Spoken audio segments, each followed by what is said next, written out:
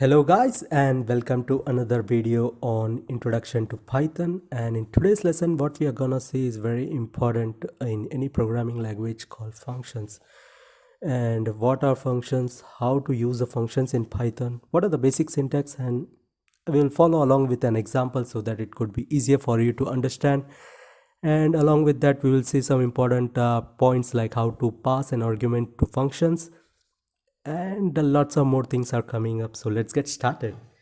So as you can see, I've already fired my Jupyter notebook for today's lesson, and I already written the notebook so that it down my timings on the typing so that you could just try it out on your Jupyter notebook right beside me, and you can follow along with me and take the notes as well. So in today's lesson we are gonna see writing a function. So let's see the prerequisite for this course. You should be a beginner. Python install system, knowledge on variables, and knowledge on conditional statement loops. For both these topics, you can check out my previous video. I think you should have a clear understanding of both the topics like variables and conditional statements. And also you should also have a notepad to take the notes and follow along the tutorial so that you don't miss the important points while discussion. And if you have any doubt, just don't forget to comment on the comment section so that I could take a look and help you. Let's see what actually our functions are. So functions are a basic unit of reusable code in Python. What does that mean? What does that word reusable mean? Reusable means like consider a case where you have written a 5 lines of code and the same 5 lines of code has been used in many places on your application. So how you can cut down the number of times you wrote those files. So for example, if you wrote those 5 lines of code 5 times, so it takes that the total number of additional codes written on your application, maybe like 5 into 5, 25 extra lines has been added while the things which has been performed is the same. So what you can do is you can convert that piece of code into a function. So functions are important nodes in programming. So whenever you feel that you are rewriting your code every single time, always think to create a function for that and reuse it wherever it's possible. So we will see the basic syntax of writing a function. The basic syntax contains three main things: the keyword def, the name of the function, and a colon symbol to note it that the function has been completed, and below that we have started with the logic. So the basic syntax says def, the keyword, hello world with parenthesis, the round parenthesis, the round bracket, and the colon. So what it does say is that these three things are mandatory while creating a function. We have already shown a basic example which you can see how we have written the function. So the def keyword, I have written two functions like main and hello world, and what hello world does is just print out the string hey you called hello world, while the main function calls the hello world function and prints and try to execute it. What does this example does? We'll run it and check first. So it printed out hey you called hello world. So what it did, so we'll go through the below of the program, like if name equal to main and underscore main, it says that this is the main module which you have to run, and I'm calling the main function. So what it does, it goes to the main function, and since there is no parameter passed on it, so it will just go below the logic to and the colon symbol means that it has completed the function creation, and below is the execution part of the function. So what it does, it just calls the hello world function. So it goes to the hello world part, and it tries to identify what has been written in hello world, and in hello world we have just printed this string. So what it does, it once we are executing this program, it goes to the hello world function and prints the string hey you call the hello world. If you're trying in Jupyter Notebook, you can test your function just by call the function name. So here, if you have created this function and you want to test whether hello world is working fine, just write the hello world with the parenthesis. This means that it has executed the function successfully. This is not returning anything since function should return. In this section we are gonna reuse the same code to identify all the types of functions so that you could have a clear understanding of how to use it. So this is a second example of how to return the value. So what does the return keyword does is whatever after the function call, whatever value you have assigned, you can transform or transfer those value to some other function. So this example is a very basic one. We are not passing any input parameter here, but we are returning the string along with some other string. So let's see what this example does. As usual, we have mentioned that this is the main module and I call the main function. So it goes to the main function and it assigns hello world. Whatever result you are gonna return from the hello world will be stored in the variable x, and I am printing the returning statement, returning and concatenating it with the value which will be passed from the x. So, and in the hello world I've used the return keyword and returning a string.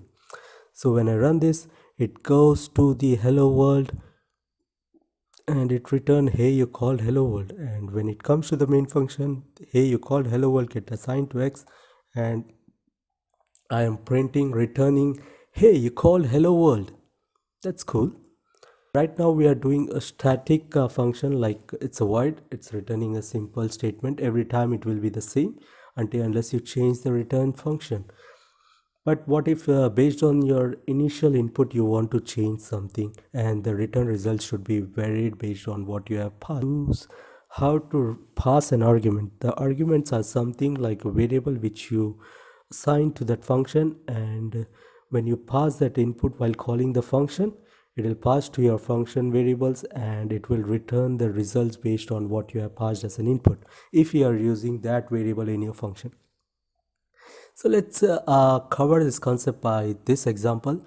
I have reused the same example just to show you a clear understanding the different ways we can write a function, and how can you map arguments or without arguments within the same function. So here I have did a slight modification to the hello world function, and what I did is I created a variable over here, and I'm returning the string along with the variable whatever will be passed to the function main method, and x equal to hello world python. So this time what I did is while calling the function I input the parameter as python. So the python string has been passed as an input to the hello world function, and whatever will be returned will be stored in x variable, and we are trying to print the x with the returning print. So returning a string, so the resultant output will be returning hey you called hello world, plus I passed python as an input, so it will return hey you called hello world with python. What if I do it as ABC and I run? So you can change that, you can see that based on my input the function has returned something else, and now it printed ABC. So I think you might have got the basic understanding of writing a function, calling a function, and how to pass a parameter to a function. Now, input. What if you want to pass 2 input, 3 input, 5 input, or multiple inputs?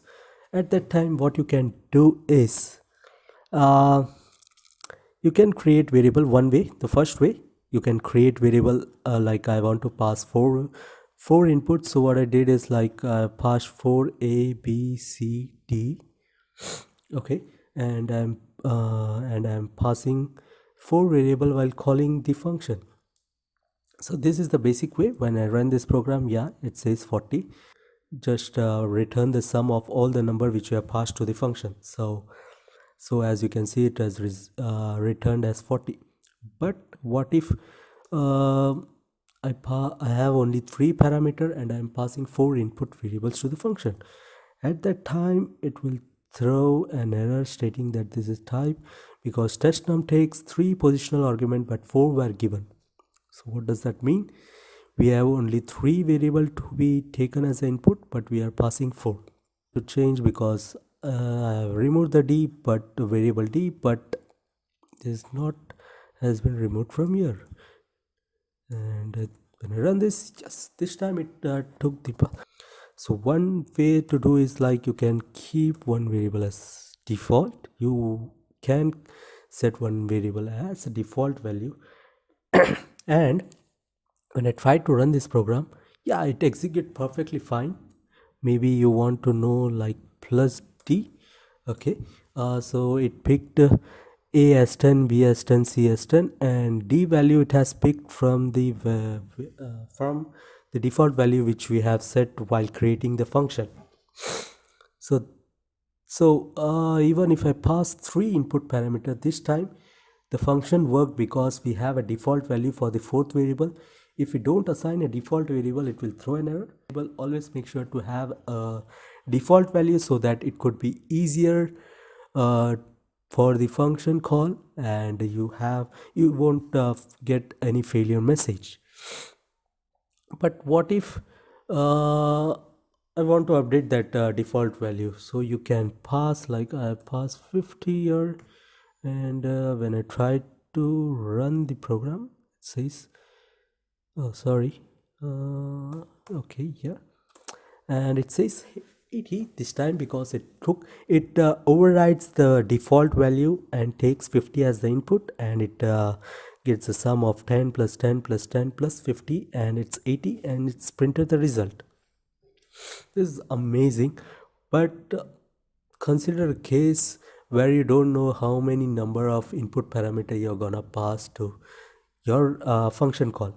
At that time, what you can do, this is something very important, because every time you don't know, like you will pass 5 input, you will pass 10 input, you will pass 100 input. So what you can do at that time in Python, so there is something very important in Python called args keyword. This keyword, so what it does, it's like it will take input variables, the number of input variable you have passed, and you can use those input variable inside your function call to write your business logic and print result on that.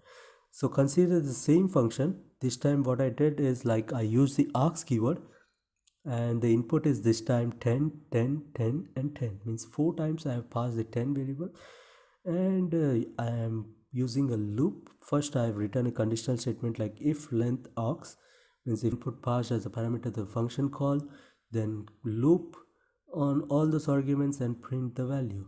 If nothing is passed, print cool. So when I run this program, it prints 4 times 10. So it simply says that the input has been passed and prints the statement. What if I remove this? Consider like, so it prints cool because I didn't pass anything while running while calling the function. So this is very important.